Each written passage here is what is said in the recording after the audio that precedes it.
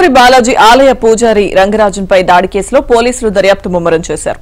ఈ కేసులో అరెస్టుల సంఖ్య 18కి చేరింది.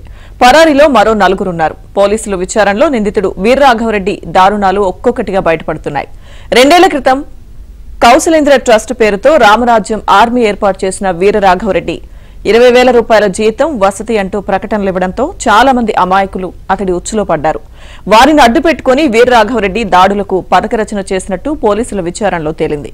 ఇక మరోవైపు వీరరాఘవరెడ్డిని మొయినాబాద్ పోలీసులు కస్టడీకి కోరారు. కస్టడీ పిటిషన్పై సోమవారం రాజేంద్రనగర్ కోర్టులో విచారణ జరగనుంది.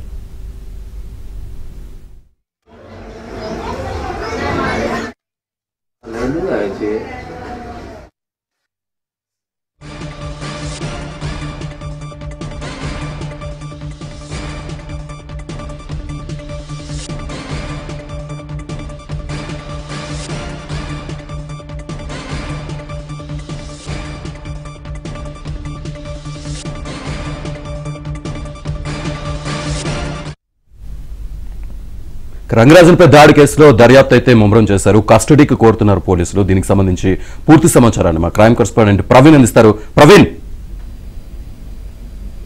ఇప్పటికే రంగరాజన్పై జరిగినటువంటి దాడి కేసుకు సంబంధించి పోలీసులు సీరియస్ గానే తీసుకున్నారని చెప్పుకోవాలి.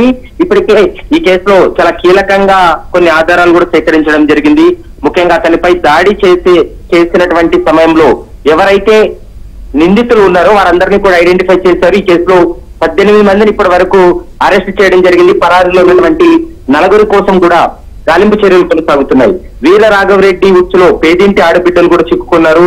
2 ఏళ్ల క్రితం కౌశలేంద్ర ట్రస్ట్ పేరుతోటి రామరాజ్యం ఆర్మీని ఏర్పాటు చేశాడు. 20,000 జీతం, వసతి అంటూ కూడా ప్రకటనలు ఇవ్వడం, వారందరికీ కూడా వారికి రోజువారీ ఖర్చులతో పాటు నెల ఖర్చులు కూడా ఇస్తానంటూ కూడా మభ్యపెట్టి అతని ట్రస్ట్ లో చేర్చుకున్న తర్వాత ఈ విధంగా అతను భారీగానే సుల్కూరు బాలాజీ ప్రధాన అర్చకుడితో పాటు మరికొంతమందిని కూడా ఇలా బెదిరింపులకు దిగడం, డబ్బులు వసూలు చేసినటువంటి సంఘటన కూడా కనపడుతుంది.